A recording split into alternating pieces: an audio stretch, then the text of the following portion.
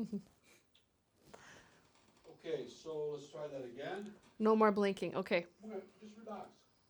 You know, breathe, relax. You're talking to your fans, Talking to my fans. and go. Do you ever wonder what's next? I think we're all asking that question.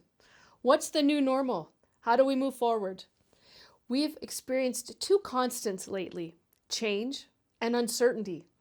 And with that, we've learned to be resilient, adaptive, do things differently, and maybe we don't want to go back to the old normal. Maybe we do want a new normal. And what does that new normal look like?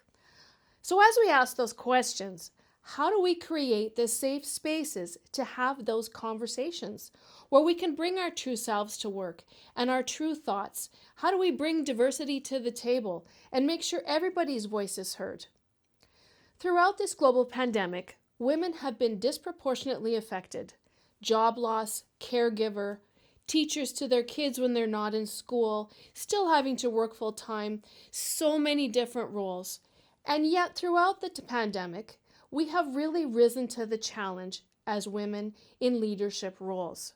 We have been strong advocates for diversity, equity, and inclusion with our empathetic ability to lead.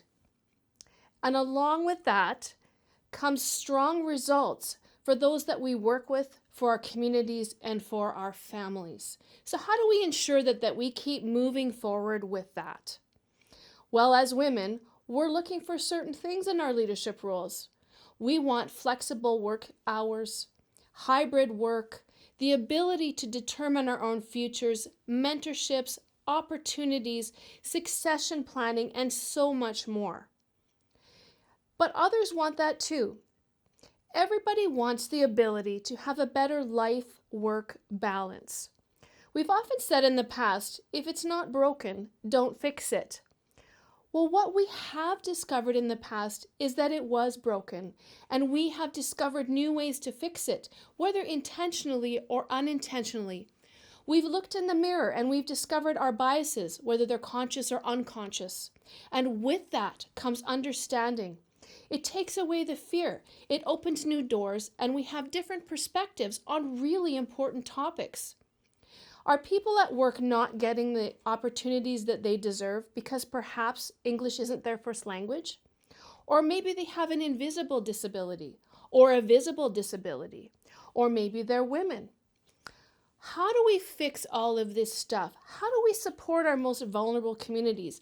How do we reflect our culturally diverse community in our workplaces and in our organizations? How do we support the young people coming into the workplace who need mentorship? Do we have leadership opportunities? There are so many questions we can ask and answer. And as we've gone through the last 2 years, mental health has come to the forefront. How do we support people on this path?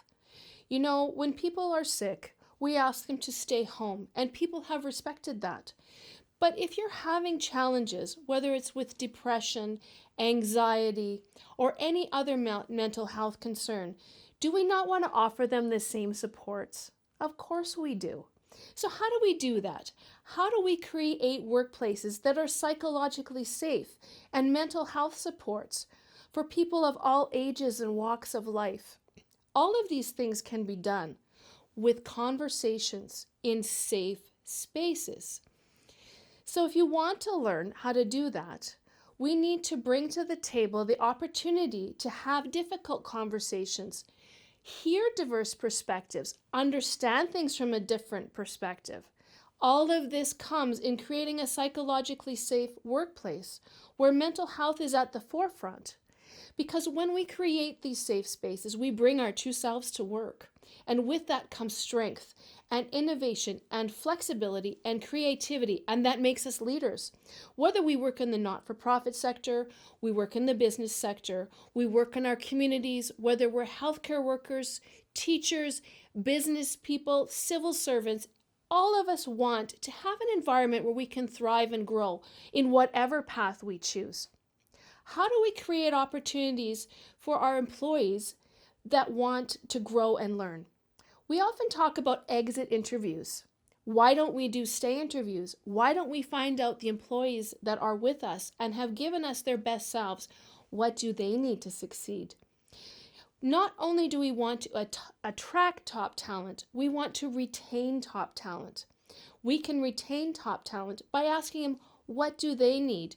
What do they want? What are their ideas? How do we make this all come together to create a workplace that is safe, that offers opportunities to thrive and grow, where everybody's represented at the table, no matter what your diversity is, where we can be a strong team together? How do we connect with the community? These things all really, really matter. By providing flexible work hours, hybrid workspaces, work at home options, all of these things matter in creating success for the future. So instead of the great resignation that everybody's talking about, why don't we talk about the great expectation? How can we fulfill those expectations? How can we make things great for everybody around us? How can we create succession planning and leadership opportunities? All of these things matter. Because if you want to attract top talent, they want to see a company where you're invested in them personally, professionally, their families, and their communities. And when you attract the top talent and you create an environment for them to thrive and grow, they stay. Can you imagine the improvement moving forward and how you can be leader in your field when you attract and retain top talent and create an organization that is invested in diversity, equity, and inclusion, that is psychologically safe, where mental health matters, and we can thrive and grow together? So reach out to us here at Grow Leaders and find out how we together can build strong communities.